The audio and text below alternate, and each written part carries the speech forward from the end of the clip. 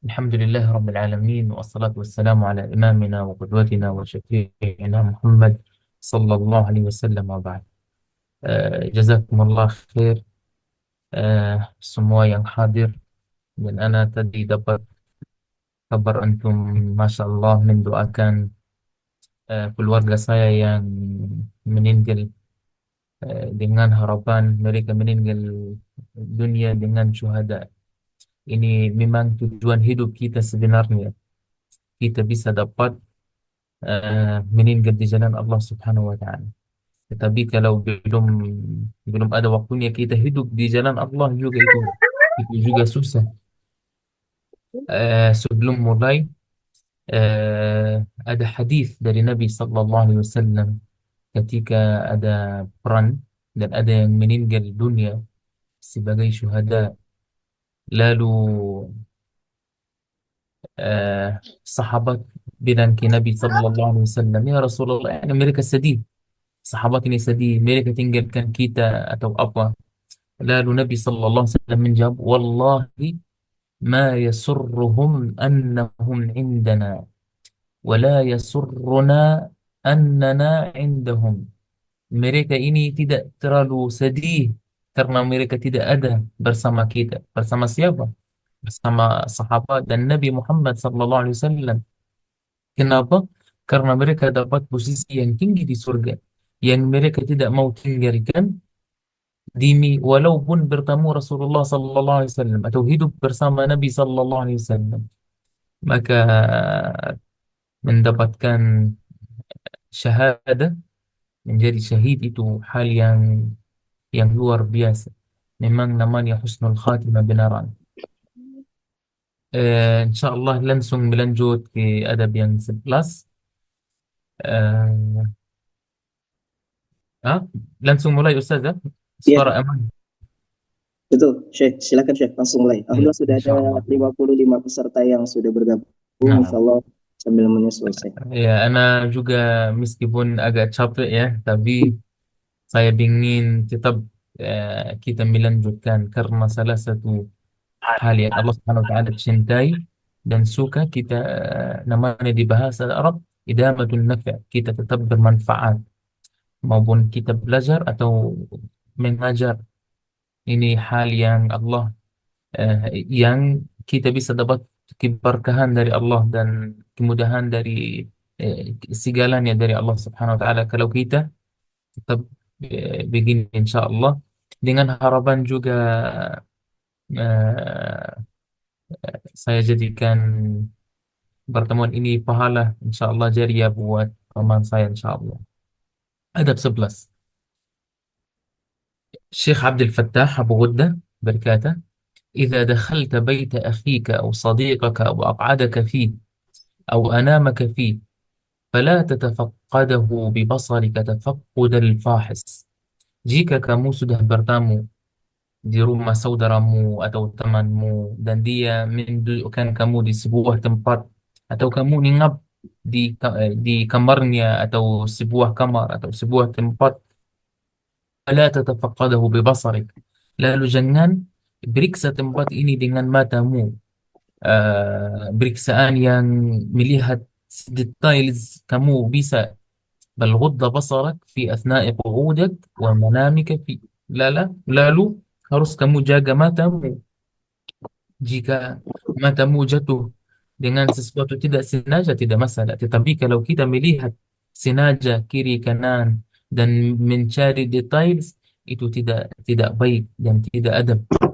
ولا تفتح مغلقا من خزانة أو صندوق أو محفظة أو سرة ملفوفة أو شيء مسدود. Dan jangan sampai membuka sesuatu tertutup, maupun lemari atau box atau dompet atau sesuatu ya tertutup, atau sembang jauh atau apa. Jangan kepo, maksud dia. فإن هذا خلاف أدب الإسلام والأمانة التي خولك بها أخوك أو محبك دخول بيته والمقام عنده. Karena ini khilaf adab, berbeda sama adab, dan ini kurang amanah. Sebenarnya ini kata dia mungkin bisa jatuh dosa. Yani di bahasa Arab namanya khayin, bin khianat. Walaupun dengan hal kecil. Maka dia bilang, fa'arif li ziyaratika adabiha. Maka harus belajari dan ketahui adab-adab berkunjungan, ziarah. Wasluk li husnil mu'asharati abwabiha. Dan harus kamu masuk dari pintu yang baik. Apa maksud dia pintu baik? Yang akhlak yang baik. Tazdad inda madifaka hubban wa adaban. Wallahu ta'ala yar'aka wa yatawalla. Biar yang menerima kamu sebagai tamu mencintai kamu. Adab 12. Wa yanbaghi an tatakhayyar al-waqtil mulaim liziarah. Harus milih waktu yang tepat untuk berkunjungan. Wa an tajlis al-mudda al-munasibah. Dan diam sepanjang yang kamu merasa itu aman. Jangan berlebihan. Tergantung posisimu di hati dia atau di orang yang kita lagi ziarah. ومع الحال التي هو عليها dan keadaan dia saat waktu kita kunjungi dia. Fala tutil, lalu jangan kita panjangkan, jangan kita lama-lama. Wala tustil, dan jangan memberatkan dia. Wala ta'ti fi waqtin ghairi mulaim li ziyarati, dan jangan atau menghindari waktu yang tidak cocok. Seperti apa kata dia? Waktu ta'am, seperti waktu makanan siang misal atau makanan pagi. Biasanya di Indonesia misal ya, habis zuhur ada yang makan makanan siang. Gak usah datang ke orang waktu siang ini. Bisa jadikan jam 1, jam 2 telat sedikit. Atau misal waktu yang biasanya mereka tidur, ya udah kita menghindarikan. Jadi maksud dia jangan kita berlama-lama. Dan sebelumnya juga jangan kita mengganggu kalau kita sudah diterima. Ada hadis jauh dari pembahasan ini. Yani Nabi Sallallahu Alaihi Wasallam bersabda, zur ghibban. Wallah ini hadis ini sangat sangat luar biasa. Semoga saya bisa terjemahin. Zur ghibban tazdad hubban. Apa artinya? Ada yang bisa terjemahin? Makna,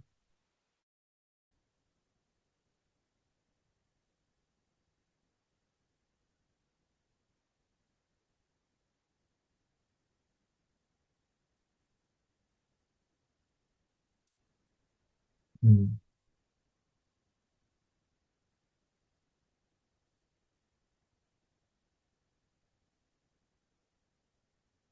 ya, ini terjemahannya, kunjukilah sesekali, tidak terlalu sering, maka akan bertambah rasa cinta.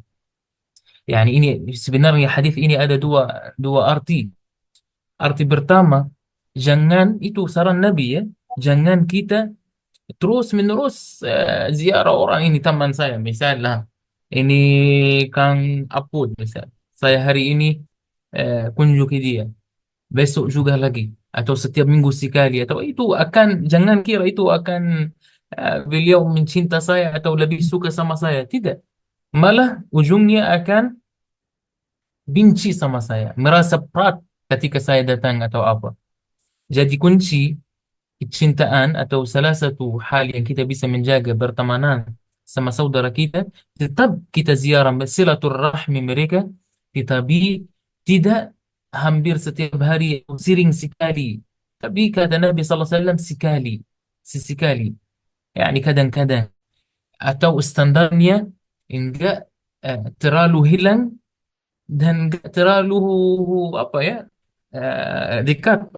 Ini arti yang pertama. Arti yang kedua, ketika kita sudah kunjungi seorang, jangan kita berat, jangan kita lama, berjam-jam. Maka kata Nabi SAW, singkatkan. Ini salah satu arti ya. Singkatkan berkunjungan kamu. Ini setengah jam cukup, 1 jam cukup. Kecuali antum melihat ya, posisi ya, kayak gimana. Mungkin jaraknya jauh. Bisa jadi eh, apa yang sudah disetujui, bersetujuan bersama. Karena kalau kita lama-lama itu juga akan salah. Yani kadang ada yang pernah kunjungi saya, dia datang misal apa ya, wallahi, datang sebelum zuhur misal. Sudah zuhur, sudah asar dan mau maghrib dan dia tidak mau pulang. Itu yani muskilah di ini kadang di Indonesia. Bahkan beberapa teman dia datang ke kita bukan hanya mau kunjuki atau kita makan atau apa. Dia minta izin, boleh saya mandi atau tidak dalam rumah. Ternyata mungkin ini budaya di Indonesia ya. Allahu alam. Tetapi itu salah. Yani kalau kita sudah bertamu, ketemu seorang saudara kita, ya udah dia berikan makanan atau minuman, ya udah habis itu selesai. Kita pamitan. Walaupun jauh, yani saya merasa juga begitu. Kalaupun jauh, yani atur jamnya. Yani kadang saya ziarah teman saya, misal di Jakarta atau di Bekasi atau apa. Kita setuju ya saya sampai zuhur ya saya diam di sana sampai maghrib. Yani kita salat zuhur bersama, asar bersama karena jauh. Dan ada yang kita bahas juga kita ini masuk akal. Tetapi lebih dari itu jangan. Bahkan azan maghrib tidak boleh hadir di rumahnya, harus sebelumnya. Yani sekitar 3 jam 4 jam ini yang paling panjang kalau jarak jauh.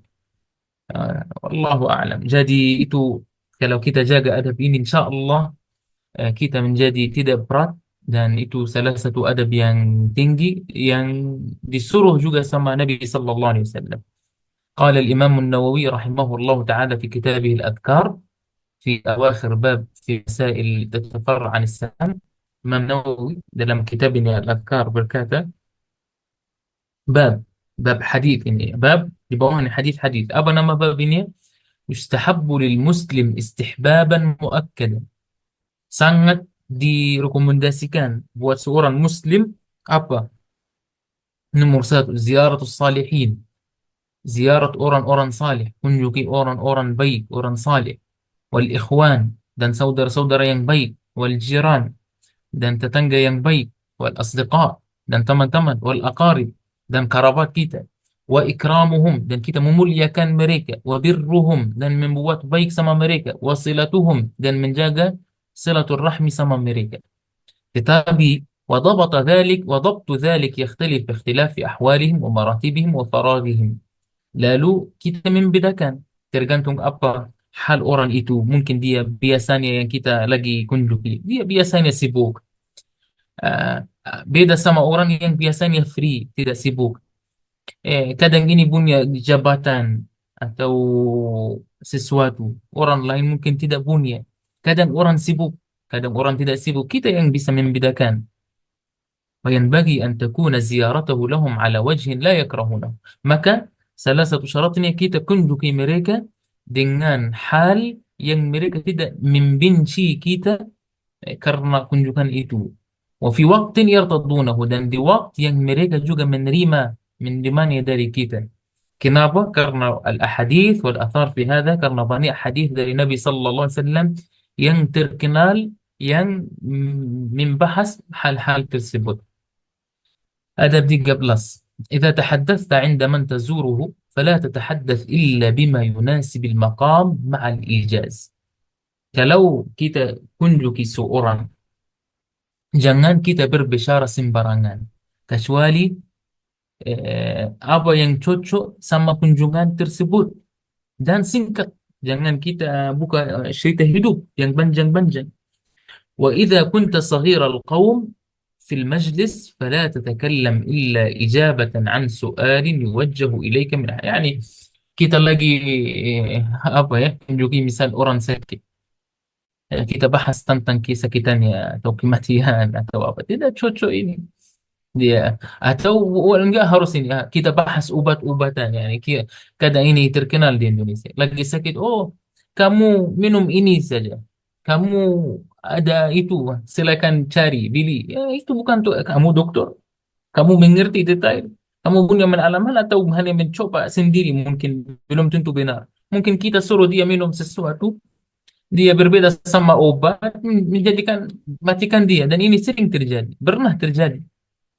Jadi kita dia lagi sakit, kita bahas sesuatu yang membahagiakan dia, mensemangatkan dia. Gak usah bahas, oh lagi sakit apa? Oh wallahi kemarin saya eh, ada kenalan dia sakit yang sama tetapi meninggal dunia. Apa maksud kamu? Yani kamu sebentar lagi kamu akan meninggal dunia atau apa? Tidak. Ya, yang cocok saja. Yani jaga jaga kata kata kita.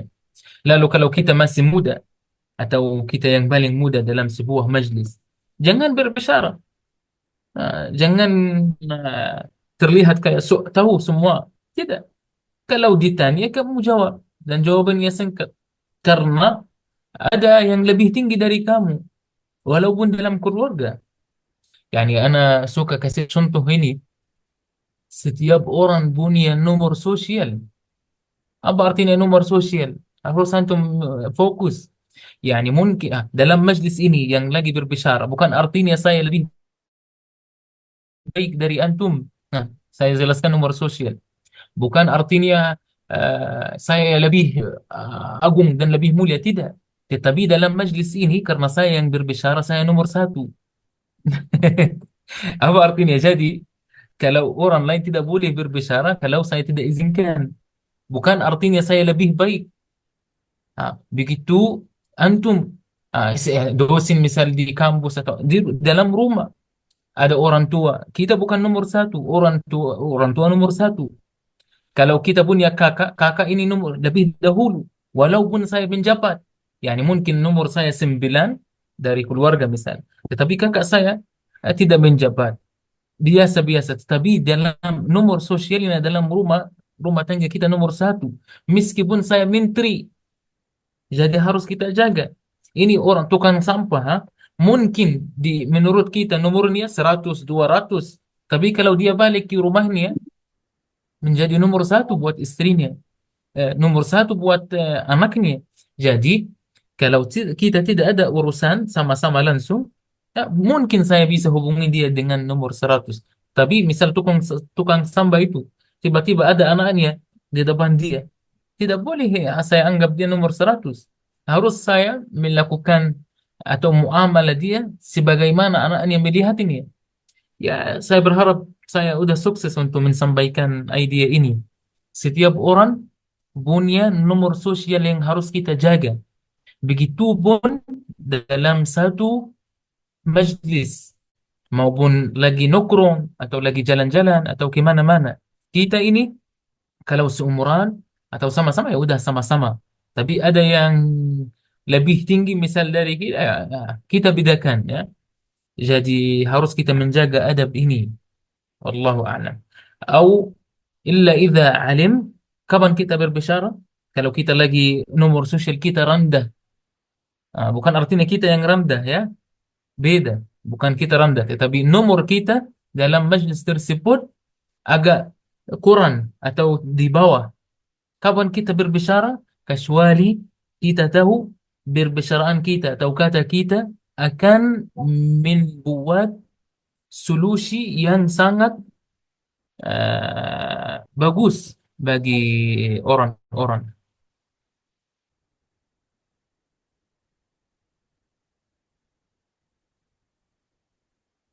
Akan memberikan solusi atau mereka ada khilaf besar. Mungkin anak kalau masuk akan menjadi sesuatu yang baik atau sesuatu yang akan membahagiakan mereka atau bikin mereka nyaman. Lalu juga dia bilang wala tusib fil hadis, dan jangan details banyak ngomong atau banyak berbicara. Wala taghfal an adabil maqam.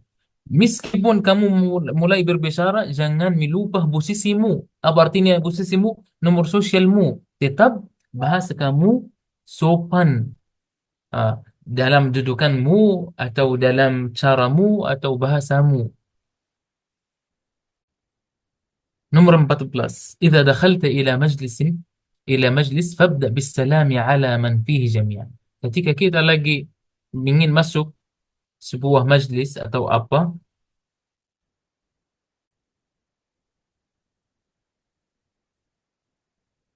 kita mulai salam ke semuanya secara umum. وإذا أردت المصافحة أبرتين سلام سلام يعني السلام عليكم ورحمة الله وبركاته. أبرتين مصاحفة سلامان بكيتان بيدا. lalu mulai di mana, yani kita masuk ke majlis teman-teman kita atau lagi berkumpulan keluarga atau apa. Assalamualaikum warahmatullahi wabarakatuh. Mau duduk boleh, tapi jika ada kesempatan musafahah, salam pakai tangan, itu lebih lebih baik. Bukan lebih baik, ini nomor dua. Tapi mulai dengan siapa? Fabda bil afdal. Harus milih orang yang paling afdal, atau a'lam, atau yang paling ilmu, atau orang yang paling takwa, atau orang yang paling tua. Dan selanjutnya yang paling bagus, sifat-sifat yang sangat mulia. Wala tabda bi awal man tarah fi awal saf. Bukan mulai dari dari kanan kamu, siapapun ada, kita mulai, itu salah. Walau kana min jihatil yamin, walaupun dia bagian kanan saya. Idza kana mafdulan, jika dia ada yang lebih penting atau lebih bagus dari dia. Ini dengan semuanya ya, mau dengan salaman, dan nanti akan datang ada berikut tentang kalau kita mau berikan makanan atau apa. Jangan, sekali lagi ini sangat penting dan banyak salah paham di hal ini. Jangan mulai dari kanan, tetapi kita mulai dari orang yang paling baik, orang yang paling afdal. Misal kalau ada presiden duduk antara kita, kita mulai dengan presiden. Nah, setelah itu jangan sembarang ini presiden, lalu ini menteri duduk di sebelah sana. Tidak. Jangan sembarangan, tetapi ya Allah, banyak yang telepon ini.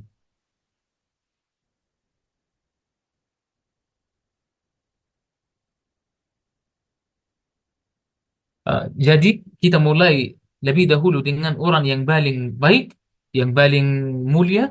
Setelah itu dari kanannya, terus menerus salaman. Jangan habis itu milih-milih sembarangan. Tidak. Jelas, فإن لم تعرف فيهم أفضلهم, kalau tidak tahu siapa yang paling mulia atau paling baik, tidak ada, atau mereka sama-sama dengan ketinggian, lalu mulai dengan orang yang paling tua antara mereka. فإن هذا لا يخفى شأنه غالبا, karena orang yang kelihatan lebih tua tidak susah untuk mengenalnya. Pasti ada tanda-tanda rambut putih atau apa. وقال Rasulullah sallallahu alaihi wasallam, karena Nabi SAW bersabda, kabbir kabbir, muliakan atau mulai dengan yang mulia dan mulia. ففي رواية كبر الكبر في السن, dan di riwayat lain mulai dengan orang yang paling tua.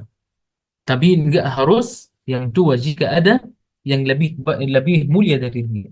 Karena ketuaan itu sebenarnya mungkin kadang bersiuma, tidak penting. Yani mungkin ada yang lebih penting dari dia. Dan hadis Nabi sallallahu alaihi wasallam, ibda'u bil kubara. Ini menjelaskan mulai dengan orang yang mulia, bukan kubara artinya tua, yang afdal, yang mulia. Atau qal bil akabir, orang yang tinggi. Maupun yani kalau misal lagi kita berkumpul, ini adik saya, tapi ada ayah saya juga duduk, seharusnya mulai salaman ke ayah saya lebih dahulu, baru yang sampingnya. 5 plus. إذا دخلت مجلسا فلا تجلس بين جليسين ولكن خذ ناحيتهما يمينا أو يسارا. فقد قال رسول الله صلى الله عليه وسلم لا يجلس بين رجلين إلا بإذنهما. Jika kita masuk sebuah majlis dan ada yang duduk, jangan duduk antara mereka. Jangan geser dia, geser sini, dan kita duduk bertangahan mereka. Mungkin mereka lagi berbicara bersama, atau ada sesuatu, atau mereka temanan, atau dekatan, atau apa. Jadi jangan. Dan Nabi SAW sangat melarang ini. Bukan hanya dalam majlis umum, termasuk kalau kita datang ke masjid, khutbah Jum'ah. Salah satu syarat biar Allah mengampuni dosa kita, kalau kita melihat dua orang lagi duduk, jangan memisahkan mereka. Di mana ada tempat kosong, kita tempati. Jangan kita mengganggu urusan orang lain atau dudukan orang-orang lain. ويستحب لمن جلس بين اثنين إذا فسحا له أكرماه بذلك أن يجمع نفسه ولا يترفع.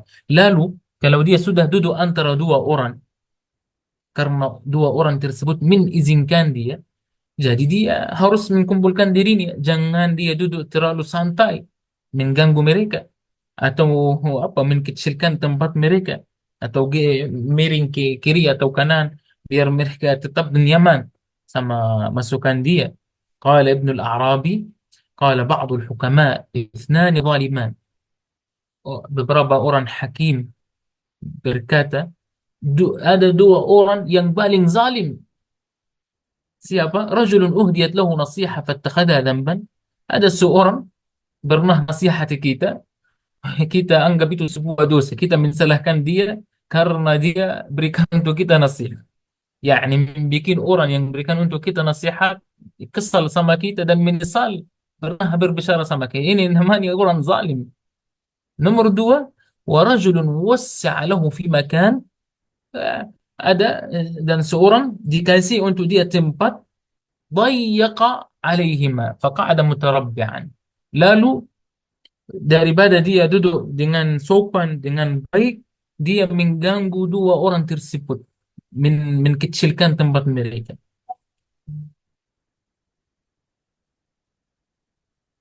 Allah, ini nggak tahu terjemahan saya pas atau tidak, tetapi kata ini sangat bagus.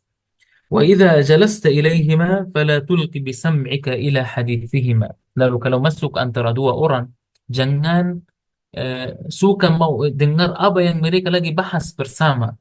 Illa idza kana ghairu sir. Kecuali mereka berbicara umum, bukan sesuatu yang private. فإن تطلعك إلى ذلك عيب. Karena kamu mengusahakan mendengar itu sebuah aib. Dan bukan artinya kalau mereka sudah mereka berbicara bersama dan mereka menghargai kamu mendengar, kamu gabung, ini mengakui mereka atau apa, tidak, diam saja. Itu dia tidak berbicara sama kamu, berbicara sama temannya misal. Qala Rasulullah sallallahu alaihi wasallam, man istama'a ila hadithi qaumin wa hum lahu karihun, ya salam, barang siapa mendengar cerita orang lain, atau ada orang lain, sebuah kaum, dua orang, tiga orang, empat orang, lagi berbicara sesuatu rahasia, atau berbicara sesuatu private, atau rumah tangga bersama, berbicara sesuatu, dan kita usahakan mengikuti, mendengar apa yang mereka mau katakan, hum lahu karihun, sehingga kalau mereka tahu saya lagi benar-benar lagi ingin dengar mereka, mereka akan tidak suka hal ini, benci sama hal ini, maka azabnya apa? Subba fi udhunayhi al-aniku yawmal qiyam. Tahu tembaga yang sudah cair saking panas dimasukin dalam telinganya di hari kiamat, saking disiksa sama Allah Subhanahu wa taala. Jadi kata Nabi sallallahu alaihi wasallam, jangan mau mendengar rahasia orang lain. Orang lagi berbicara sir atau sesuatu rahasia, jangan kita usahakan mendengar. Rumah tangga ada bermasalah istri suami, ada suara, mereka lagi apa? Khilaf mereka apa? Mereka mau apa? Kita mendengar. Itu bukan urusan kita. Bukan hanya ini. Azabnya nanti tembaga itu bisa menjadi cair saking dia panas dan dimasukin dalam telinga kita. Sudah selesai, diulangin lagi sampai dia puas dari azab. Nah, jadi jangan rendahkan atau kecilkan dosa ini, karena itu dosa sebenarnya. Wa'lam annahu la yasuhu laka an tusarra jalisaka bihadithin idza kuntum ta'lamun. Bahkan kamu ini jangan berbicara sesuatu rahasia jika kalian tiga orang, yani dua orang berbicara bersama dan tinggalkan satu orang. Kayak mungkin dia merasa ada mereka berbicara tentang dia atau apa. فإنك بهذا توقع على ذلك إحاشا والانقطاع عنكما فتمر بذهنه الخواطر البعيدة. Karena ini membuka kesempatan su'uzan, Hadza ghairu laiq bil muslimin, dan ini tidak cocok, karakter ini tidak cocok bagi orang muslim. ولهذا نفى رسول الله صلى الله عليه وسلم هذا الخلق عن المسلمين نفيا فقال, Nabi sallallahu alaihi wasallam sangat melarang khuluq ini. Nabi sallallahu alaihi wasallam bersabda, la yatanaja ithnani bainahuma thalith, tidak boleh dua orang berbicara sesuatu rahasia bersama jika mereka lagi majlis tiga orang, atau mereka lagi duduk bertiga, dua orang berbicara bersama, dan yang ketiga dijauhkan atau tidak biarin dia ikuti apa yang mereka bahas. Itu sesuatu namanya tanaji di bahasa Arab, dan itu haram, makruh, tidak boleh. وهذا الحديث رواه إمام مالك وأبو داود. ada sebuah hadis dari Malik, hadis Abdullah bin Umar, anaknya Umar bin Al-Khattab radhiyallahu ta'ala anhu, namanya Abdullah. وقد سئل ابن عمر فقيل له, ditanya Ibn Umar, mereka tanyakan apa? فإذا كانوا أربعة, lalu kalau mereka duduk berempat atau berlima atau berenam atau bersepuluh, boleh atau tidak? Dia bilang tidak masalah. Yani yang dilarang ketika kita lagi duduk bertiga atau ada seorang masuk antara kita dan antara saya dan sama teman saya, kita menjadi tiga. Jangan. Lebih dari itu insya Allah bebas. Nomor 16. اعرف للكبير قدره وحقه فإذا ما شيته فسر عن يمينه متأخرا عنه بعض الشيء وإذا دخلت أو خرجت فقدمه عليك في الدخول والخروج وإذا التقيت به فأعطه حقه من السلام والاحترام وإذا اشتركت معه في حديث فمكنه من الكلام قبلك واستمع إليه بإصغاء وإجلال. Jika ada seorang yang lebih tinggi, lebih mulia dari kita, lebih agung dari kita, dan kita lagi jalan bersama, jangan kita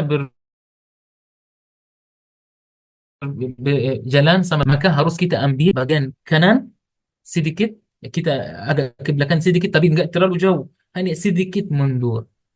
Kenapa? Eh, Lalu kalau kita mau masuk juga pintu atau kemana-mana, dia harus lebih dahulu dari kita. Kalau kita mau keluar sebuah pintu atau dari mana-mana, dia keluar lebih dahulu dari kita. Dan kita berikan untuk dia haknya dengan salam. Kita ucapkan Assalamualaikum dan salam pakai tangan. Dan kita mentinggikan dia sebagaimana dia, kita muliakan dia. Wa idza ishtarakta ma'ahu fil hadith, lalu kalau kita lagi tukar cerita bersama, famakkinhu minal kalam, maka berikan untuk dia kesempatan untuk berbicara lebih dahulu atau berbicara sebelum kita. Wastami' ilaihi bisra, dan kalau dia berbicara kita harus mendengar dengan baik-baik. Wa idza kana fil hadith ma yad'u lil munaqashah, lalu kalau berbicaranya lagi butuh diskusi, kita diskusi dengan adab dan sakinah dan baik-baik, dan tenang. Wala tansa takrimahu fil khitab, dan jangan melupa memuliakan dia dengan kata-kata yang baik. Yani kalau dia seorang menjabat atau jangan panggil dia namanya langsung, panggilnya Pak atau apa. Dan ini saya merasa alhamdulillah di Indonesia itu terkenal, dan orang Indonesia tidak kurang dengan adab ini. Wa ilaika ba'dul ahadith wal athar allati tad'u ila hadha. Buktinya apa? جاء أخوان إلى رسول الله صلى الله عليه وسلم. Ada dua saudara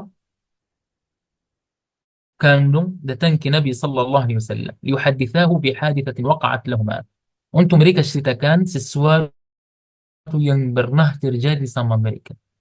Wa kana ahaduhuma akbar min akhi. Lalu salah satunya lebih tua dari saudara yang lain. Yani kakak dan adik. فأراد أن يتكلم الصغير. Lalu yang mulai berbicara adalah adiknya. فقال له النبي صلى الله عليه وسلم, Nabi SAW tegaskan sama dia, kabbir kabbir, biarin orang yang lebih tua mulai, jangan kamu lebih dahulu, padahal kakak dan adik. Maksud Nabi SAW berikan orang tua atau yang lebih baik, lebih afdal dari kamu haknya, dan berikan untuk saudaramu kesempatan dia berbicara. Hadis Bukhari dan Muslim. Wa qala sayyiduna Rasulullah sallallahu alaihi wasallam, "Laisa minna man lam yujillu kabirana." Bukan dari kaum muslimin yang tidak memuliakan orang tuannya. Apa artinya orang tuannya? Bukan hanya orang tuan kandung, orang-orang yang mulia. Wa fi riwayah, "Laisa minna", bukan dari kaum muslimin yang tidak memuliakan, yuwaqqir, dan mencintai dan berikan posisi orang yang lebih mulia dari kita. Wa yarham sahirana wa ya'rif li'alimana haqqan, dan hak-hak rawi Ahmad. Adab 17. Ana usahakan ya dari tadi sebutkan singkat-singkat semua, tidak ada cerita luar dari saya. 17. واستمع إلى سيدنا رسول الله صلى الله عليه وسلم يعلم الشباب آداب الصحبة والاجتماع وتقديم الكبير على الصغير. Dan Nabi SAW sangat, dalam hidupan Nabi sangat hadir adab-adab yang seperti tadi. Contohnya, "Ataina Rasulullah sallallahu alaihi wasallam wa nahnu syabibatun mutaqaribun." Kita pernah datangi Rasulullah sallallahu alaihi wasallam di masa yang kita hampir umuran kita sama-sama. Kita masih muda dan umur kita masih hampir sama. Faqamna 'indahu 20 laila. Maka kita bermabit, tidur atau menginap di dekat Nabi sallallahu alaihi wasallam 20 malam. Wa kana Rasulullah sallallahu alaihi wasallam rahiman rafiqan. Dan Nabi sallallahu alaihi wasallam waktu itu sangat lembut, sangat baik sama kita. Fadhanna annana qad ishtaqna ila ahlina. Sampai Nabi sallallahu alaihi wasallam sudah punya perasaan kita sudah kangen sama keluarga kita. Fasa'alana amman tarakna min ahlina. Lalu Nabi sallallahu alaihi wasallam di malam yang ke-20 bilang, "Kalian tinggalin siapa dari keluarga kalian? Apakah ada ibu, orang tua, atau apa?" Karena orang anak itu tidak bisa jauh dari keluarganya. Jadi فأخبرنا فقال فأخبرنا, lalu kita ceritakan ada ibu, ada yani beda-beda orang. فقال النبي صلى الله عليه وسلم ارجعوا إلى أهلكم, kembalilah ke keluarga kalian, ke orang tua kalian, ke saudara kalian. فأقيموا فيهم, tinggal dekat sama mereka. Dan menalaman saya, bukan hanya menalaman saya, sebenarnya orang yang fitrah, hal yang paling sakit yang sakiti dia menjauh dari orang tuanya. Jadi, ana tidak suka budaya kos-kosan di Indonesia. Itu nggak tahu itu atau pindah atau ya, eh, itu bukan budaya Islam sebenarnya. Atau sudah misal kuliah dia, nggak apa-apa kalau ada hajat atau ada urusan eh, eh, yang harus dia lakukan, boleh. Tetapi Islam, nggak mau bilang Islam, kalau kita melihat kehidupan Nabi Sallallahu Alaihi Wasallam, tidak ada yang tinggalkan keluarganya, jarang.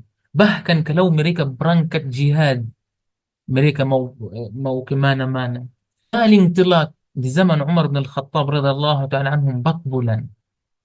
Setelah 4 bulan harus disuruh pulang ke rumahnya. Eh, Bukan hanya istri dan keluarga harus ketemu secara fisik. Paling telat. Tapi Alhamdulillah di Indonesia masih ada mudik, masih ada setiap tahun sekali atau apa bagi orang yang susah. Tetapi secara umum, nggak mau bahas dasar ini, tetapi menjauh dari keluarga itu rasa yang sangat sakit dan sangat tidak wajar. Jadi kita jangan wajarkan. Lalu Nabi Sallallahu Alaihi Wasallam merasa ini dan mengerti perasaan ini, maka Nabi Sallallahu Alaihi Wasallam bilang ke mereka, kembali ke keluarga kalian dan tinggal bersama kalian mereka. Wa'allimuhum wa muruhum, dan apa yang kalian pelajari sama saya selama 20 malam dan 20 hari, kalian ajarkan ke keluarganya. Fa'idha, tujuan hadis apa? Kenapa saya sebutkan hadis?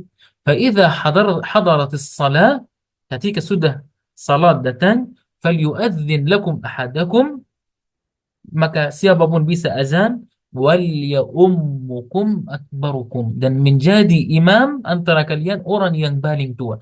Meskipun mereka tadi seumuran, ilmu mereka sama. Mereka belajar sama Nabi SAW bersama. Hal-hal mereka hampir sama. Tetapi yang menjadi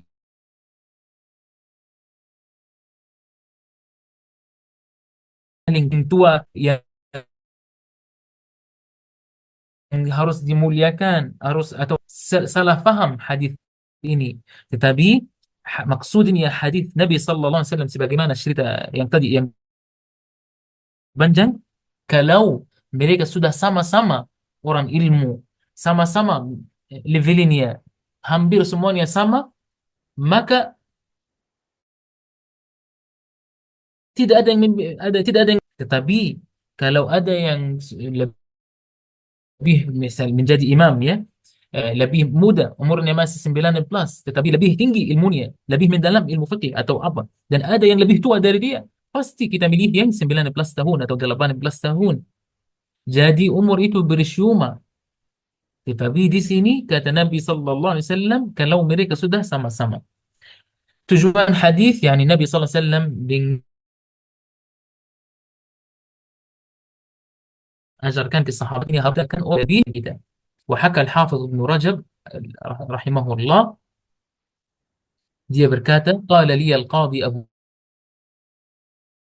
Ya'la, pernah katakan sama seorang qadi namanya Abu Ya'la, wa ana amshi ma'ahu, ketika saya berjalan sama dia, idza masyita ma'ahu azimahu aina tamshi minhu, dia bertanya dia, kalau kamu lagi jalan sama seorang yang lebih tinggi dari kamu atau yang kamu lagi muliakan, kamu jalan bagian mana? Dia bilang tidak tahu.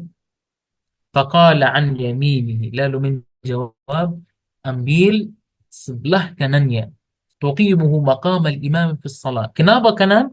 Karena kayak kamu jadikan dia seorang imam dan makmum. Kalau kita jadi makmum, kita berdiri di mana? Sebelah kanan, benar? Mundur sedikit. Begitu kita jalan sama orang yang kita muliakan. Kayak anggap dia kayak imam kita. Wa tukhalli lahu al-janib al-aysar, dan tinggalkan sebelah kiri dia. Kenapa? Ada hikmah. Faidha arada an yastanshir atau yuzila adha, karena kalau dia lagi ada kotoran atau ingin sesuatu atau mau buang sesuatu dari kanannya atau apa, dari tangannya atau apa, dia bisa buang melalui tangan kiri atau bisa urus melalui arah kiri. Jadi arah kiri buat dia, arah kanan buat kita. Mungkin ini yang saya bisa sampaikan kali ini.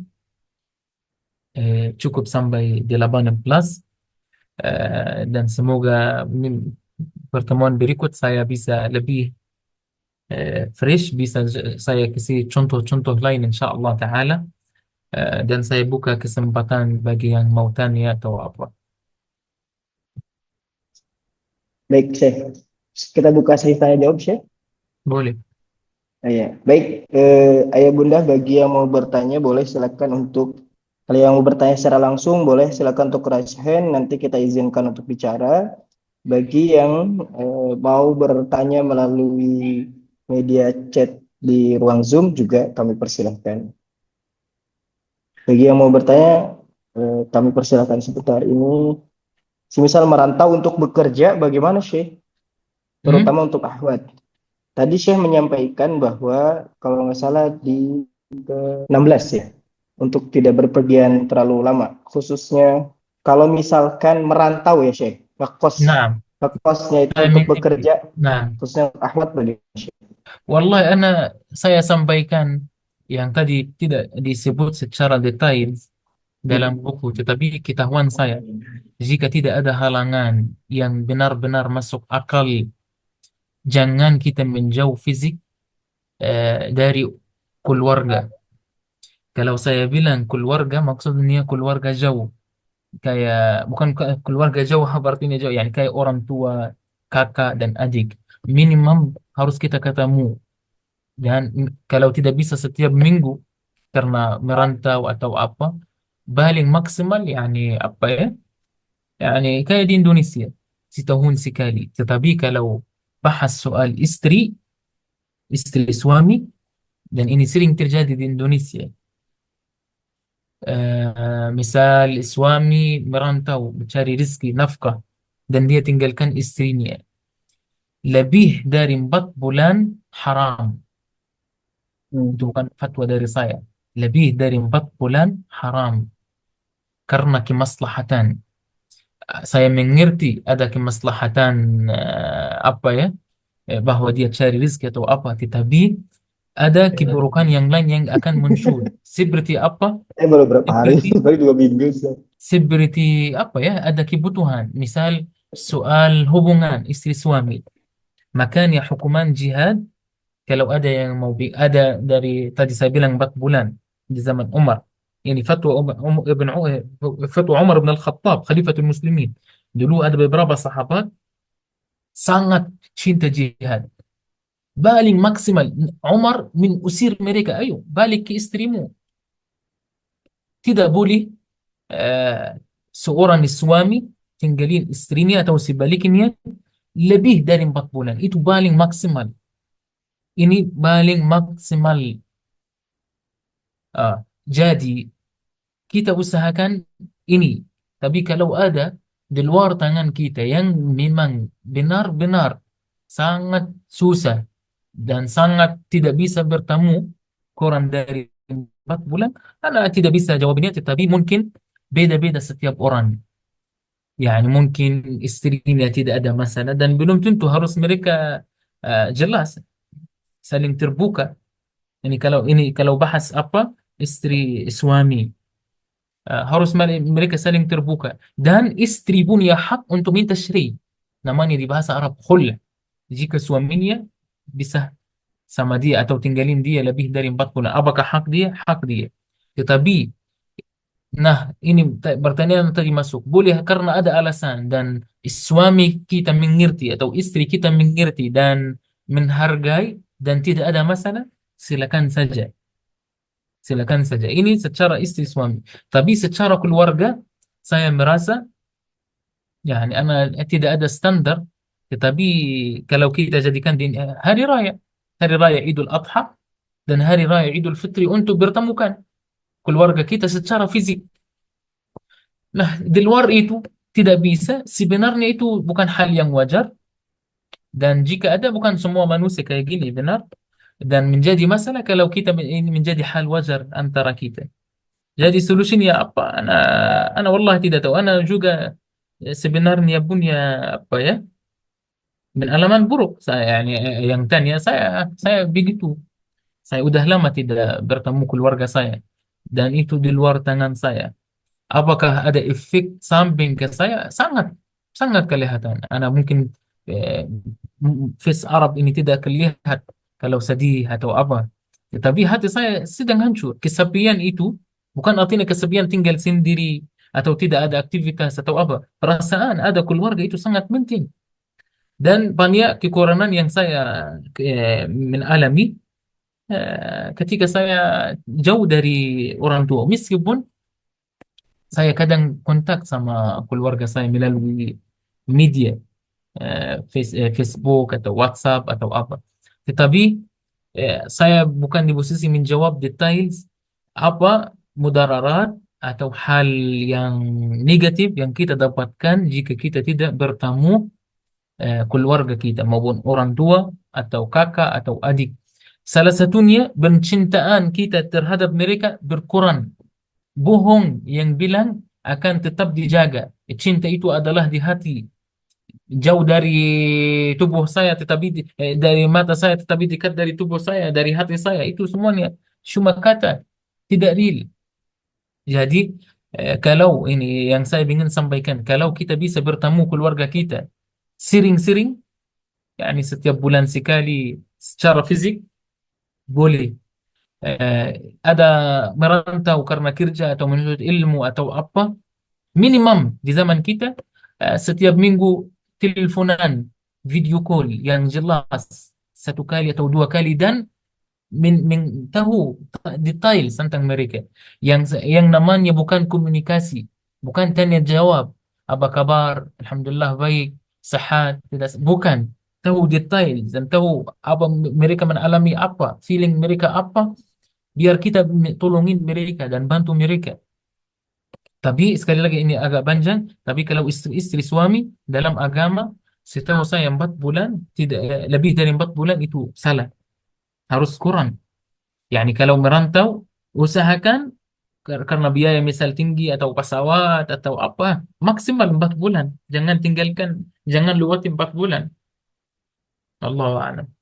Ya kita sabar dulu. Ya, kita cari rezeki buat apa juga. Cari uang buat apa? Buat keluarga, buat istri, buat orang tua, buat apa. Jadi kita korbankan sebagian.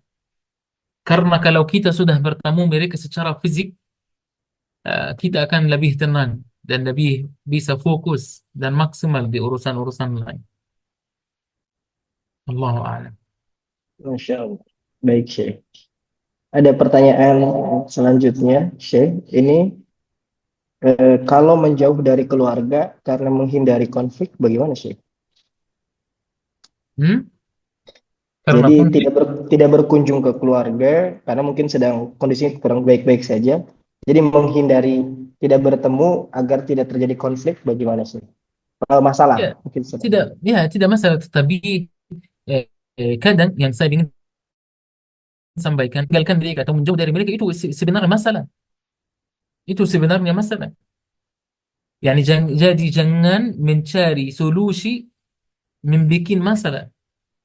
Yani solusinya kalau karena ada konflik atau ada perbedaan atau apa, solusinya bukan menjauh dari mereka. Solusinya kita mencari solusi yang tepat, kita mendekati mereka atau cari cara yang tengah-tengahan. Tapi kita menjauh dari mereka, tidak bertemu mereka atau tinggalkan mereka, itu sebenarnya salah. Tapi kata Nabi sallallahu alaihi wasallam, saddidu wa qaribu. Yani apa artinya? Dekat-dekatlah. Yani tidak harus 100% kita silaturahmi. Yani kalau ada konflik 100% kita sempurna, 100% kita yani sebisa mungkin. Bisa 90 silakan. Bisa 80% silakan. Bisa 50 lebih baik dari nol. Jadi menjauh menjauh dari keluarga karena mereka konflik atau banyak masalah atau apa, itu bukan solusi. Tetapi seperti kata syarah, seperti rambut. Contoh yang Muawiyah, eh, Khalifatul Muslimin, Muawiyah yang berikan. Kalau ada konflik atau apa, kayak satu rambut. Kalau mereka lagi bukan dekat, bikin masalah atau apa, kita menjauh. Kalau mereka lagi tenang atau apa, kita dekat. Yani, tetap menjaga rambut atau apa ini tetap apa ya bagus. Jangan kita putuskan saling mereka menjauh dan kita menjauh sampai dia putus atau terlalu dekat sampai ada masalah besar. Selalu kita jaga timbangan. Kalau mereka lagi bikin masalah, kita menjauh sedikit. Mereka berhenti, kita dekat. Yani antum atur dengan hikmah. Allahu a'lam. Nah, Masya Allah. Baik, Syekh. Ini ada pertanyaan dari Bunda Syarifah. Mohon izin, kalau yang bekerja di luar negeri tadi sudah dijawab ya, Bunda, bahwa tinggal minimal video call ya atau menelpon karena sekarang sudah ada media untuk bisa berdiskusi, tidak perlu bertemu secara langsung ya, Syekh. Kalau yang bekerja di luar negeri. Baik, ini ada Ibu Wening yang mau bertanya secara langsung, Iya, silakan. Bismillah. Tadi disebutkan dengan hikmah. Ini gimana ya tafsirnya? Gimana? Salah. Tadi kan kata Syekh tadi menjaga keseimbangan itu dengan hikmah. Jadi kalau terlalu dekat berkonflik ya menjauh. Nanti kalau apa sudah terlalu jauh mendekat lagi. Ini apa dengan hikmah ini kan apa ya relatif sekali. Saya mau tanya langsung kasus saya aja ya berarti. Jadi begini, Syekh. Sebenarnya saya sama kakak saya itu secara fisik tidak terlalu jauh ya. Bogor, Jakarta. Kira-kira Syekh Adil sudah bisa membayangkan kan ya geografisnya Bogor, Jakarta. Itu kan nggak terlalu jauh ya. Tapi saya sudah 2002 sampai 2000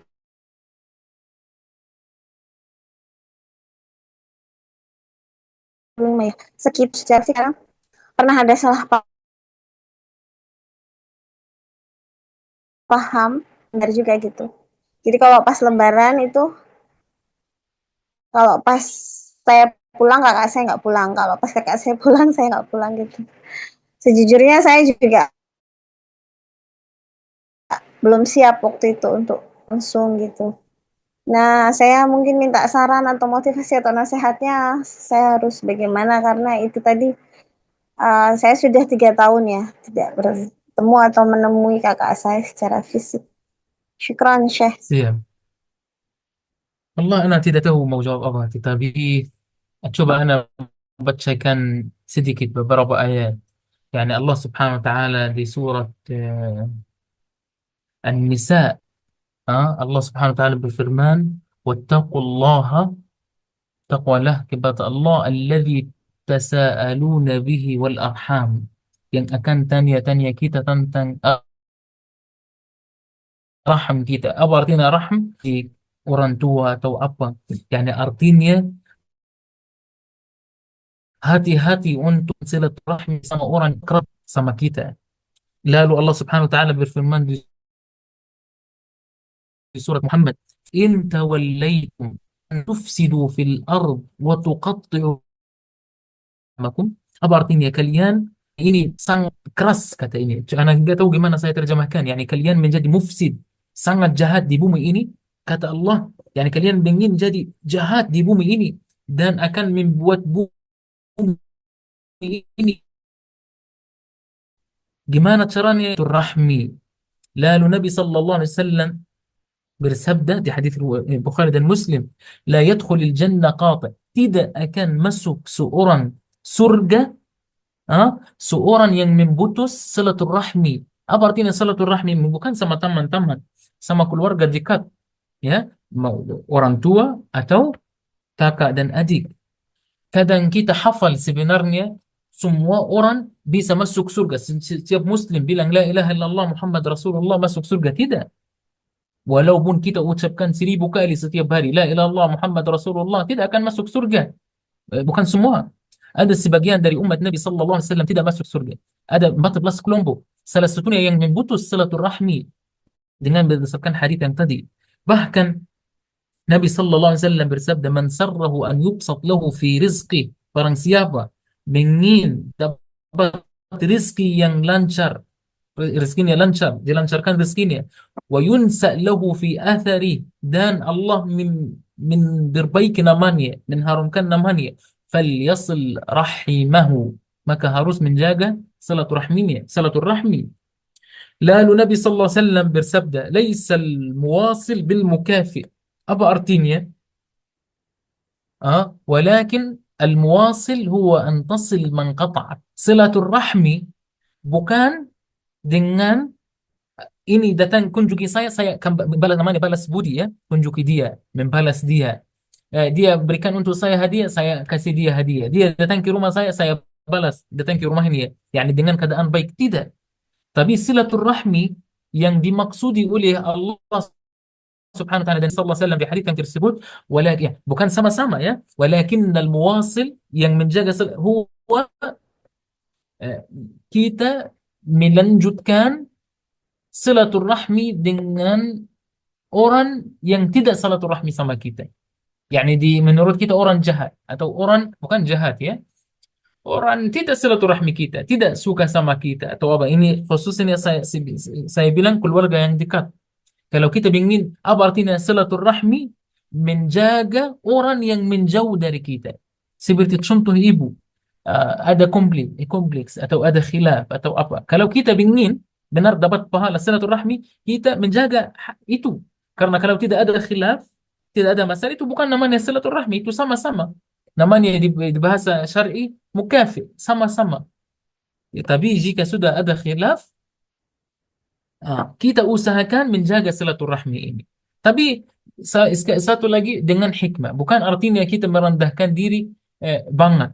Tetapi ya ini kita tahu standarnya. Berapa lama? Tadi saya mulai sebut 4 bulan atau apa. Ini sebenarnya sebagian besar dari ulama bilang tergantung urf. Apa artinya urf? Kebudayaan.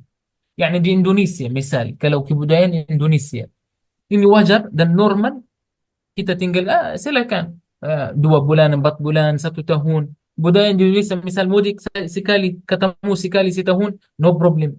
Tergantung kebudayaan. Beda-beda negara-negara.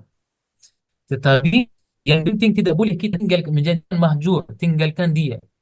Meskipun kita tidak ketemu secara fisik, ada pesan WhatsApp, video atau teleponan atau apa. eh, Jadi silaturahmi ini, nama silaturahmi sebenarnya kunjuki dia secara real, dan bukan hanya kunjuki, dan infak, dan berikan hadiah, nggak harus uang, berikan sesuatu untuk dia. Ini salah satu arti silaturahmi, kita membawa sesuatu sama kita. Jadi yang ibu tadi sebut seharusnya, saya bukan bahas ibu maksud ini ya secara khusus. Kadang kita perlu turunin ego kita. Ini sebenarnya saudara kandung, kakak kandung, orang tua, walaupun kafir. Nabi SAW tidak melarang kita silaturahmi sama orang kafir. Yani seorang datang ke Nabi SAW, orang tuanya kafir. Ya Rasulullah, saya kunjuki mereka. Ini mereka orang kafir. Nabi SAW bilang, kunjukilah mereka selama mereka tidak menkatakan kata kufur kepadamu. Keluarkan kamu dari Islam. Yani Nabi SAW berikan untuk ini standar. Selama bahas yang lain-lain, yang normal, bahas kehidupan atau apa, aman. Mereka mulai bahas yang aneh-aneh, biar kita keluar dari Islam, kita diam.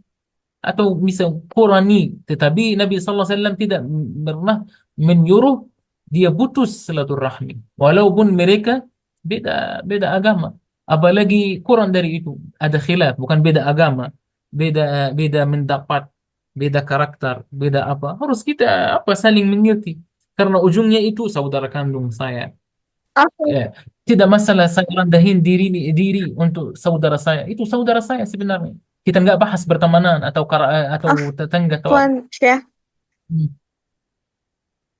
Gimana? Saya sudah berusaha ngasih hadiah, kadang ngirim sesuatu hadiah. Terus saya pernah datang ke rumahnya, nggak dibukain pintu. Terus apakah saya masih berdosa, Syekh? Hmm. Ini sebenarnya ujian besar dari Allah Subhanahu Wa Taala. Hmm.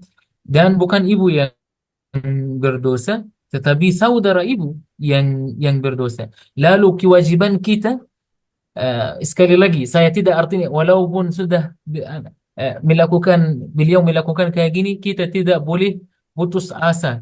Yani kita sekali lagi seperti hadis yang tadi, laisa alwasilu bil mukafi, ولكن الواصل الذي إذا قطعت رحمه وصلها, yang bersungguh-sungguh mencoba.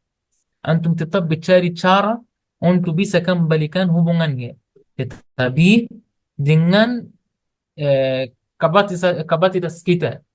Yani bukan dia usir kita sekali artinya oh ya udah, dia sudah usir kita, sudah jahat sama saya, dia sudah hina saya. Saya mengerti ini namanya ujian dan saudaramu yang dapat dosa, tetapi bukan artinya, sekali lagi mohon maaf, saya mengerti perasaan ibu dan saya bukan saya mensusahin atau mau keras, tapi apa saya sampaikan apa yang saya tahu. Kita usahakan cari waktu yang tepat. Jadi jangan muncul di pikiran kita harus memutus 100%. Yani jika ada kesempatan saya ambil. Tapi dengan hikmah. Apa artinya hikmah? Tidak harus saya rendahin diri setiap hari kayak kalau tidak mau. Tidak, tidak begitu. Dan kalau dia berhentikan, dia bilang jangan datang lagi ke saya. Kita bagaimana caranya? Dengan salam, dengan doa, Ah, dengan pesan WhatsApp, dengan telepon. Tidak harus pergi ke rumah langsung. Dengan hadiah kecil, mungkin saya tidak kirimkan langsung. Bukan saya yang bawah langsung, tapi saya bisa kirimkan melalui Gojek, melalui apa. Lama-lama, insya Allah hati manusia bisa berubah dengan doa. Kata Nabi Sallallahu Alaihi Wasallam, atau hadiah dalam di agama kita dua jenis. Hadiah material, uang atau buah atau apa, dan jenis kedua hadiah dengan doa. Dan Nabi SAW bersabda, tahadu tahabu. Berikan hadiah, saling akan mencintai. Jadi kalau misal saya berikan untuk ibu hadiah, handphone atau apa, pasti ibu akan senang sama saya, akan suka sama saya atau apa. Begitu sama-sama kalau kita mendoakan orang lain, dia akan mencintai saya. Yani jadi kalau ada khilaf antara saya sama saudara, saya bisa memakai hadiah melalui doa. Sering beliau hadir dalam doa saya. Ini insya Allah janjian dari hadis Nabi SAW akan mencintai saya. Yang saya ingin sampaikan kesimpulan, meskipun ibu ya, saya melihat dari mendengar dari cerita ibu, yang salah saudara, saudara ibu. Oke, tetapi bukan karena dia salah kita putus, tetap kita mencoba. Dan itu saran Nabi SAW di hadis. Silaturahmi mulai ketika sudah ada masalah kayak gini, sudah ada khilaf, bukan ketika dengan keadaan normal. Kita lagi baik-baik. Jika kita sudah tidak baik, baru mulai silaturahmi. Baru pahala silaturahmi akan datang ke kita, yang untuk melancarkan rezeki. Sudah usir kita dari rumah, dari hikmah mungkin melalui telepon, melalui pesan, mungkin kirim hadiah, melalui doa. Tapi kita tidak boleh berhenti sama sekali dalam hal mencoba mengembalikan silaturahmi. Wallahu a'lam. Dan semoga yani saya sama yang hadir Zoom mendoakan semoga hubungan sama saudara antum segera selesai dan menjadi baik-baik. Allahumma Amin. amin ya rabbal alamin. Dan ini ujian Amin. sebenarnya besar dan Amin. rasa sakit beneran. Syukran Syekh. Afwan, afwan. Baik. Ini ada pertanyaan yang sama berarti ya, Bunda Syarifah. Pertanyaannya mungkin sama dengan apa yang tadi ditanyakan oleh Bu Nining. Mudah-mudahan kasusnya sama seperti apa yang harus dilakukan. Baik, Syekh, ini ada pertanyaan Ya karena terkait diulang yang sekali nomor lagi, sosial. ya karena sekali lagi kapan kita akan dimaafkan oleh Allah Subhanahu wa taala? Karena itu saya bilang itu dosa ya.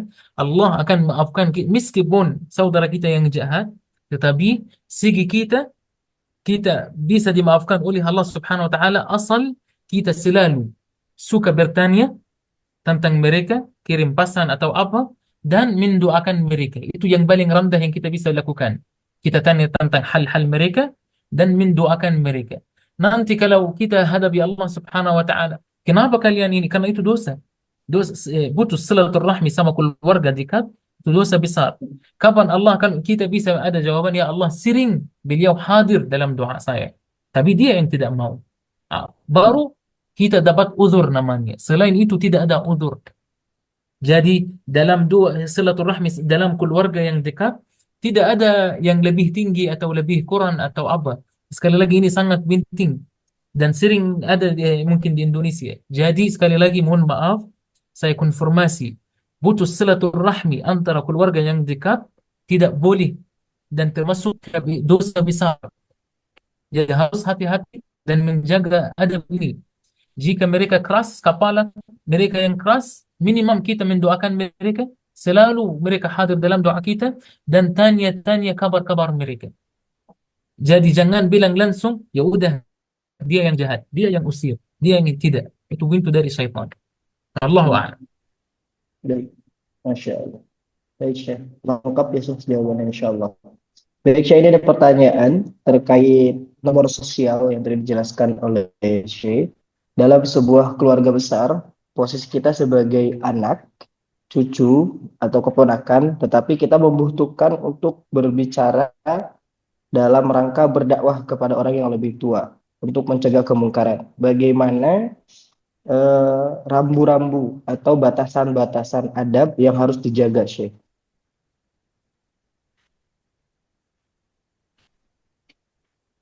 Boleh, Syekh? Nah, dengan hikmah, yani pertama ya, ini juga soalnya jawabannya panjang kalau mau dipanjangkan. Tetapi beberapa, bukan semua ilmu yang kita tahu, yang kita hafal bisa sampaikan ke manusia, bisa sampaikan ke semuanya, bisa sampaikan ke orang tua. Meskipun kita tahu ada sesuatu namanya hikmah, ada sesuatu namanya hikmah. Dan hikmah itu mungkin kadang lebih penting dari longgar-longgaran yang mereka buatkan.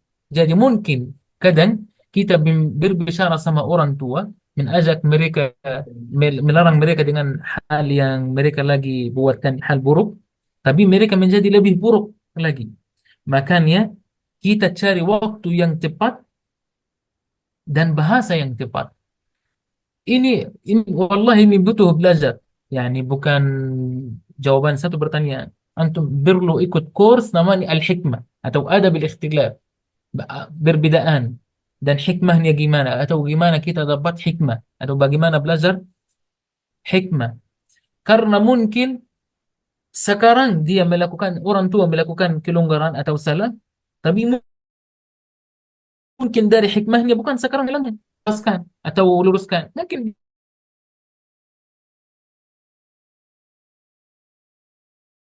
satu bulan dengan bahasa sopan karena Allah berfirman waqulu linasi husna, katakan kata baik buat manusia.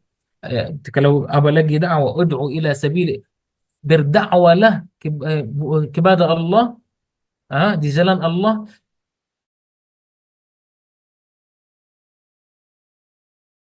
gimana ud'u ila sabili hikmah baru wal mau'izatil hasanah, dan kata-kata yang baik, berikan informasi yang valid dan baik, tapi sebelum ini ada hikmah.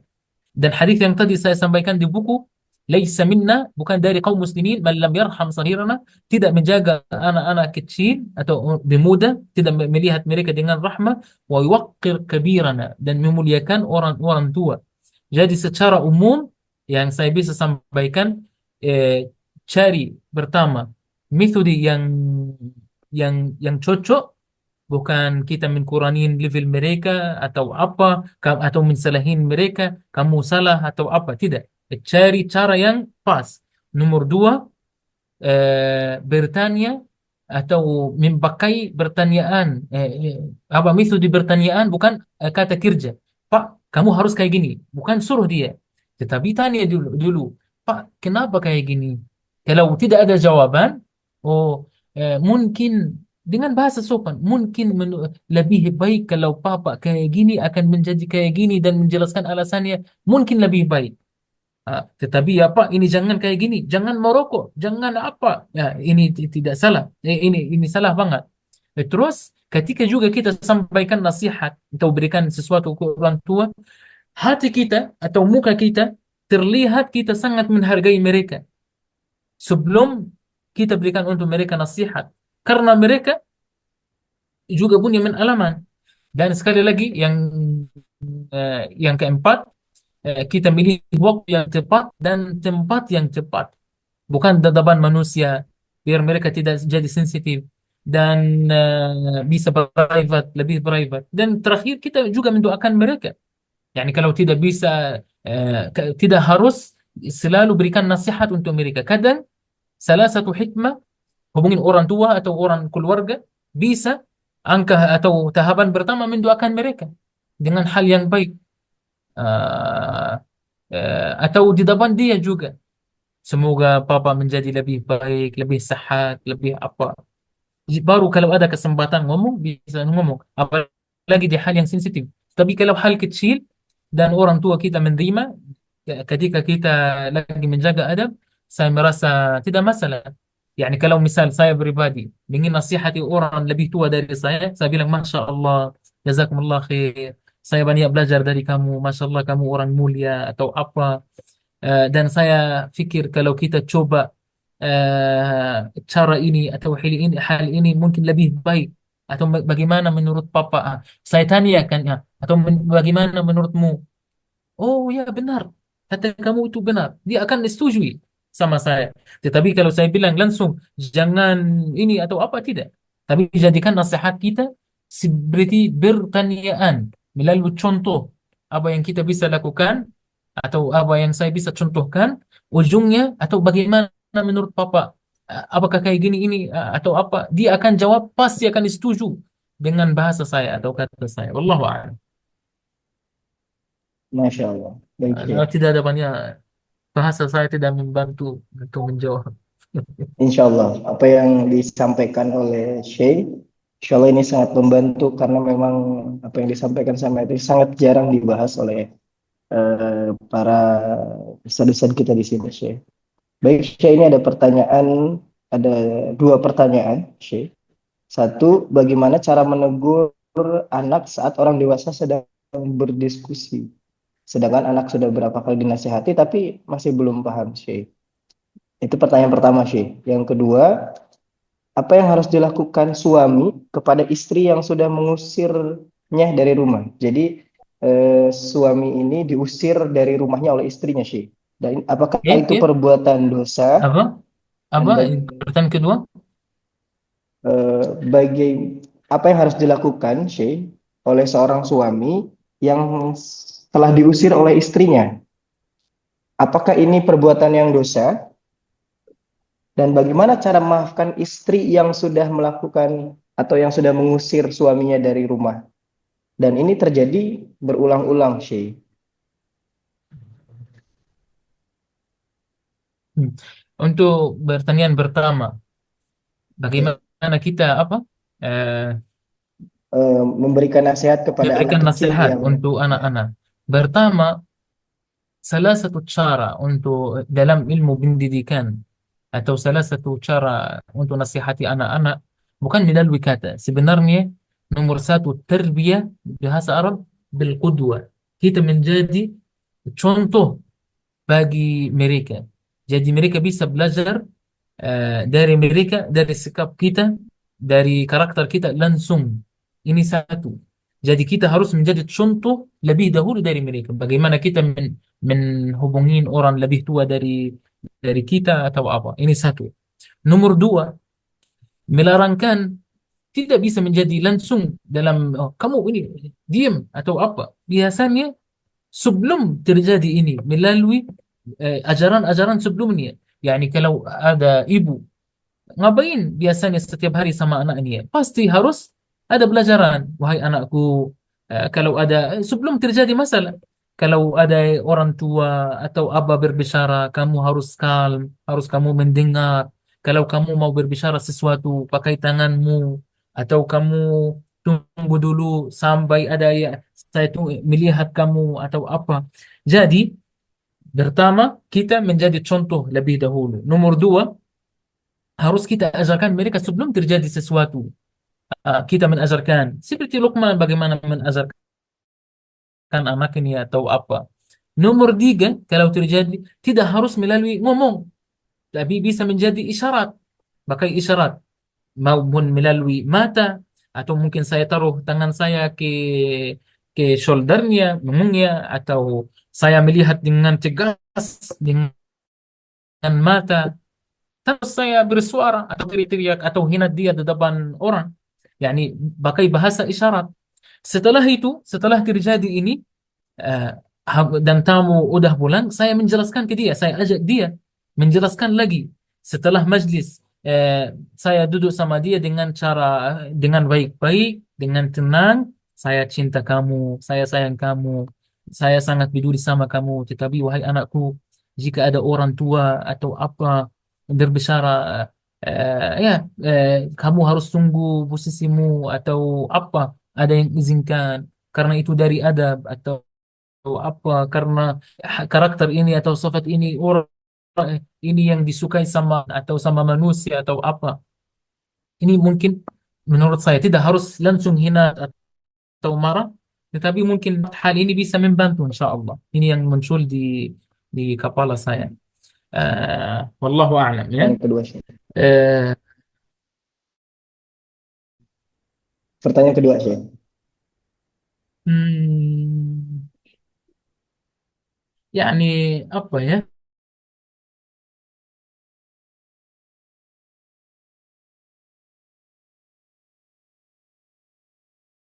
Kalau dari kami secara umum harus kita kontrol diri dan tidak marah banget. Kita membalas usir dengan usir. Jangan membalas kata yang Karena kalau kayak gini, kemarahan akan menjadi lebih lebih besar dan masalah akan menjadi lebih besar.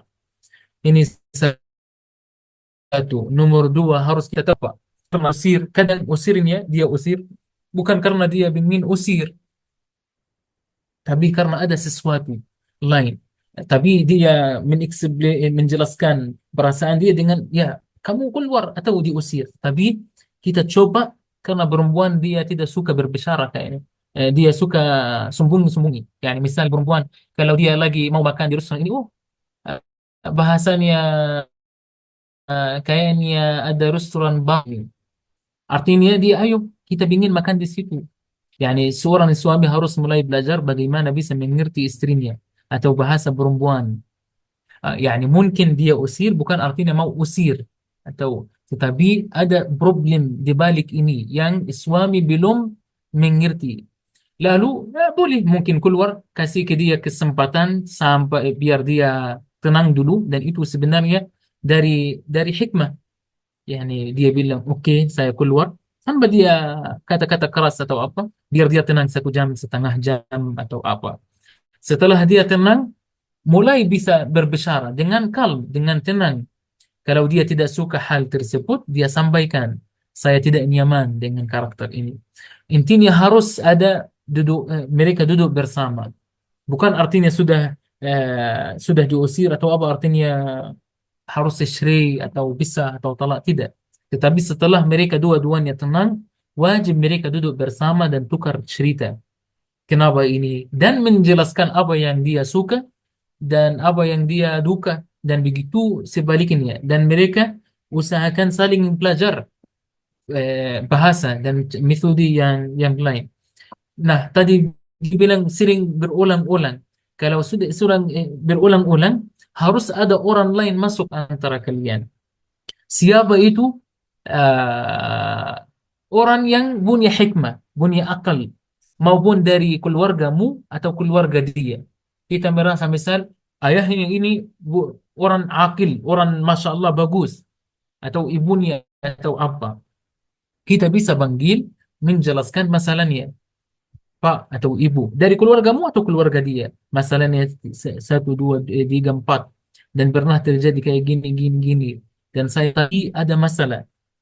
Ah, karena itu arahan Al-Quran, Allah Subhanahu Wa Taala berfirman surah Nisa ayat 35, kalau saya tidak salah, fab'akaman min ahlihi wa hakaman min ahli, maka kirimkan seorang laki dari keluarganya dan seorang dari keluarga ini dan keluarga itu, untuk menjadi hakam, hakim, bertangahan, dan apa yang mereka katakan buat antum harus dijalani. Ya, kalau ini berulang-ulang. Tetapi sebelum ini tahap terakhir, sebelum kita memasuk kita bagi orang tua, atau seorang, enggak harus orang tua, orang yang punya hikmah atau berakal atau punya kuasa dalam rumah tangga,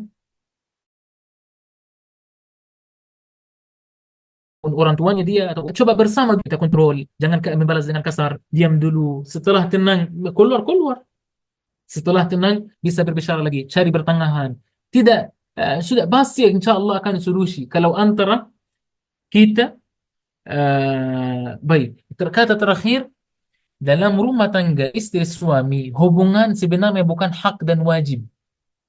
Mustahil kita bisa ambil seluruh hak kita dari istri, dan bisa ambil seluruh hak kita dari suami. Tetapi di Islam, hubungan istri suami atau hubungan keluarga itu berdiri di atas namanya ihsan. Apa artinya ihsan?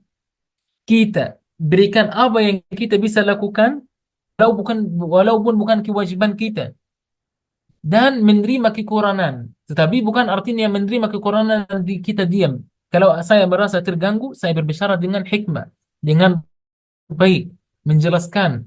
Tetapi kita ada kurang, ya udah, bisa masih sedikit menjaga rumah tangga. Kata Nabi sallallahu alaihi wasallam, la yafriqu imra'atan, la yafruq. Apa artinya bukan bisa. Yani meskipun mereka saling apa ada masalah besar, jangan bisa dari dia. Kenapa? In radiya minha khuluqan, sakhata minha khuluqan, radiya minha akhar. Kalau dia sangat benci banget sama satu karakter dia atau satu khuluk dari dia, maka akan menerima karakter yang lain atau hal yang lain. Jadi wajar ada kekurangan dan ada kelebihan. Jadi jangan kita merusakkan rumah tangga kita yani dengan hikmah. Jika berulang-ulang sekali lagi, bisa jadi kita ajak orang yang punya hikmah atau punya kuasa atau punya akal dari melalui rumah saya atau keluarga saya atau keluarga dia untuk bertengahan, dan apa yang dia katakan kita jalanin insya Allah. Wallahu a'lam. Ana belum.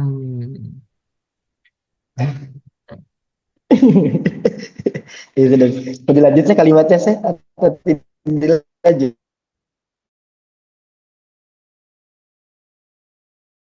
Ana berharap insya Allah saya untuk tulis tentang menikah, pernikahan. Tahap pertama, apa itu nikah? Kenapa nikah? Apa tugas laki-laki? Apa tugas perempuan? Karena bahasa saya tidak membantu secara ngomong, tapi melalui tulis insya Allah mungkin lebih lancar. Ini satu. Tuh, tahap dua, kalau saya Allah izinkan, saya bisa selesaikan soal bernikah. Ini bagi yang mau menikah ya. Kalau sudah berumah tangga, bagaimana cara tenang dalam rumah tangga melalui Islam, melalui ajaran Islam, aturan ayat Al-Quran dan Sunnah, dan melalui ulama kita. Bagaimana kita menjadi tenang, hanya qurratul a'da, benaran tenang, dan aturannya atau apa, dan hikmah yang kita harus pelajari dalam.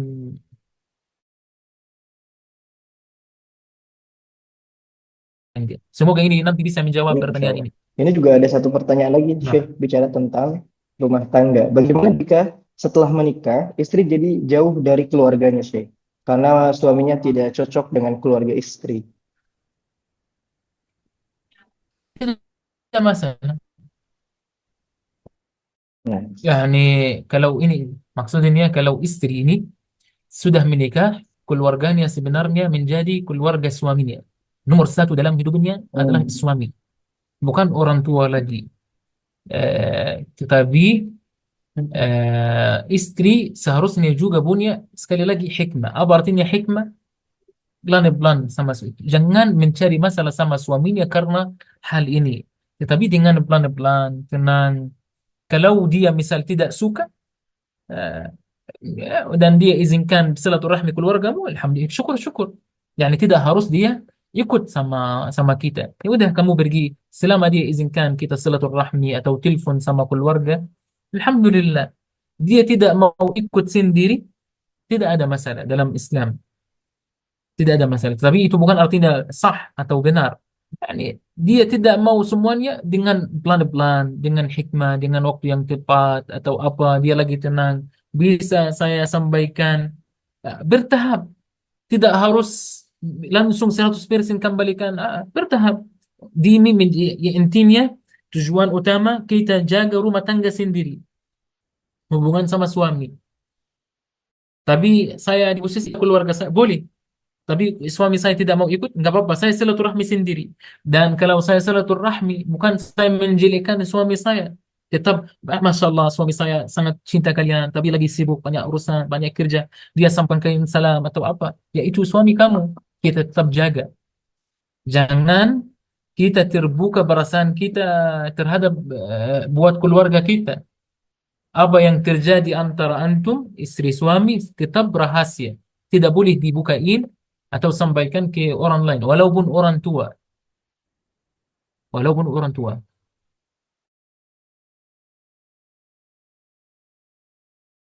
Dan pelan. Yani kalau dia izinkan dulu, alhamdulillah. Lama-lama bisa berubah, insya Allah. iya. Manusia itu berubah sewaktu-waktu. Asal kita baik. Wallahu a'lam. Ini mendapat saya, ini bukan soal. Insya Allah. Allah ada yang sahih. Informasi bagi ayah bunda. Insya Allah kita akan banyak tulisan Syekh yang bisa kita baca melalui artikel-artikel yang beliau secara singkat dan kita lengkapi dengan karya buku-buku ya Syekh yang sudah Syekh menggunakan bahasa Arab. Mudah-mudahan kita bisa terjemahkan ke bahasa Indonesia dan ayah bunda semua mudah-mudahan khususnya bagi kita yang eh, yang sudah bergabung ke Mahad, mudah-mudahan juga keluarga kita, teman-teman kita untuk bisa bergabung dan juga bisa membaca karya tulis beliau, mudah-mudahan bisa menambah hasanah keilmuan kita dan bisa apa namanya memperbagus, memperbaiki apa yang masih sangat kurang pemahaman kita tentang Islam. Dan Nah, yang mau disampaikan dan ya, juga nah, ditutup dengan doa yani Syekh. insya Allah yani ana sudah mulai sebenarnya nulis di bahasa Arab soal pernikahan dan rumah tangga karena bukan hanya bahasa saya secara umum, ana masih kalau berbicara masih sederhana. Saya berharap antum tetap nanti tanyakan yani soal ini. Soal pernikahan seperti tadi saya sampaikan pernikahan secara umum. Kalau ada yang sudah nikah ini bisa diajarkan ke anak-anak atau teman-teman atau sahabat atau apa. Lalu insya Allah tahap berikut rumah tangga. Antum tetap ikuti insya Allah grup yang antum ada. Dan semoga Allah Subhanahu Wa Taala memberkahi waktu kita semua dan izinkan untuk tulisan ini bisa dilahir insya Allah. Karena saya merasa insya Allah saya yang catat bermanfaat. Tulisannya itu bukan sesuatu yang sederhana atau kecil atau hal kecil. Saya cari referensi itu susah atau praktikan di zaman kita ini juga lebih susah lagi. Makanya saya ingin coba untuk menulis untuk mentinggikan segi keilmuan kita insya Allah. Selama kita ada ilmu, masalah kita akan sedikit. Kurang ilmu, masalah kita akan besar. Makanya Imam Malik ditanya menjelaskan hadis talabul ilm fariḍah ala kulli muslim menuntut ilmu fardu untuk setiap muslim. Ilmu apa yang dimaksudi? Imam Malik berkata ilmu yang kita butuhkan dari kita bangun tidur sampai tidur lagi. Saya misal butuh fikih muamalat atau apa, harus wajib belajar. Kalau tidak belajar dapat dosa.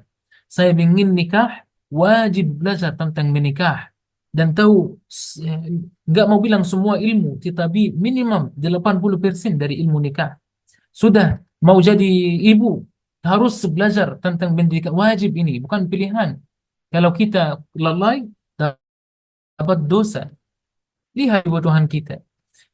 Misal mau apa apapun yang kita akan urus, mau buka yayasan atau lembaga, harus wajib belajar tentang masalah ini, segi syar'inya, segi hukumnya, segi apa, biar saya menghindari dosa.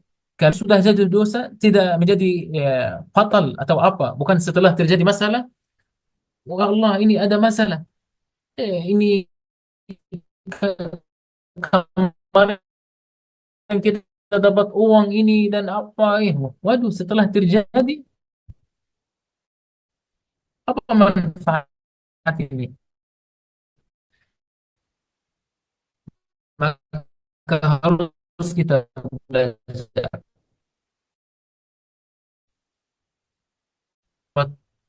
Tadi ini pesan ini depan saya. Keluarga saya sebenarnya di yang bisa Eh, mendoakan dapat susah.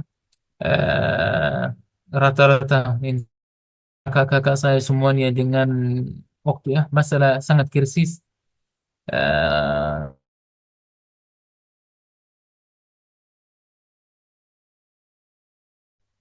Ana berharap Allah Subhanahu Wa Taala tetap jaga jaga mereka.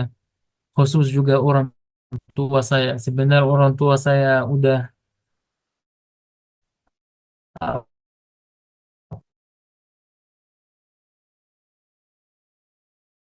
apa ya, bukan hanya umur tetapi juga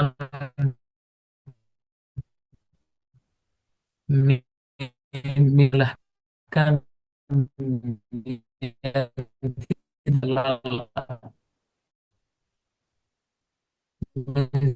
sakit yang lagi sehat